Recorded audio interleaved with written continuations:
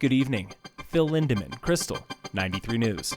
Police chiefs in Dillon and Frisco want to split the cost of a $365,000 armored vehicle. Chief Cale Osborne of Dillon gives the sales pitch, comparing this machine to a fire engine. In reality, all it is it's a tool. Law enforcement in this county in totality really is missing a piece of equipment. Dillon Council is already committed to buying the vehicle. Frisco is on the fence. Mayor Hunter Mortensen. I'll ask the hard question. It would be, sell me on why we're not militarizing our police with the purchase of this vehicle. Frisco Chief Tom Wickman responds. I don't understand the militarization perspective, because if we can make somebody safe or a group of officers safer, that's what we're going to do. Silverthorne, Breck, and Summit County Sheriff are not interested.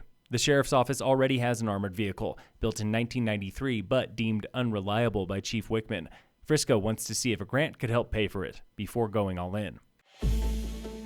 This week on the State of Summit. It is erupting to some extent. I mean, there's all kinds of e-bike brands popping up all over the place. That was Molly Harrington with Charge e-bikes. They are the 2-year-old sister brand of Cannondale and Schwinn, and they are riding the crest of the American e-bike boom. People here in the U.S. bought 800,000 e-bikes this year.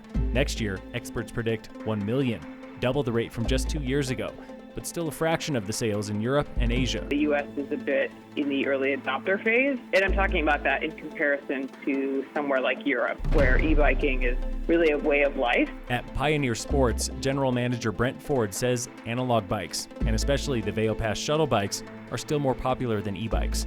But that has not stopped him from doubling their e-bike fleet every year for 4 years now. I noticed immediately that the demand was going to exponentially increase quickly, just because the demographic that it was pointed towards was already the exact demographic that we're facilitating anyways. So what is the demo for rental e-bikes? Middle-aged tourist that's up here on vacation. The analog versus electric culture clash does still exist, but a new demo is emerging.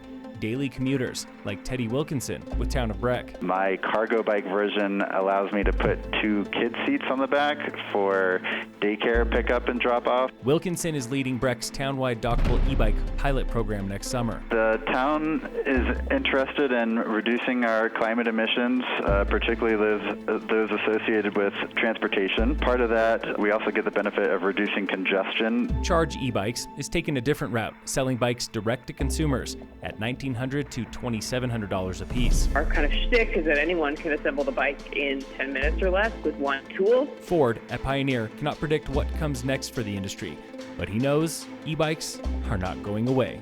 Just ask his parents. When they came out and hopped on an e-bike for the first time, my mom said, she felt like Superman. Tune in again next week for the State of Summit on Krystal 93. Are the booming neighborhoods of North Silverthorne a tinderbox waiting to erupt? Some locals think so. They wrote town council this week, wondering why there is no fire station up north. Plans have been tossed around for years, but in April, Summit Fire and EMS told us Call Load up north still does not demand one. Local fire danger remains high today, with no fire restrictions here in Summit. In sports, the Rockies beat the White Sox today 3-0. And in local sports, brought to you by Red Mountain Autos at their new location on Airport Road, Summit High Girls Volleyball is playing Eagle Valley away today. Phil Lindemann, Krystal, 93 News.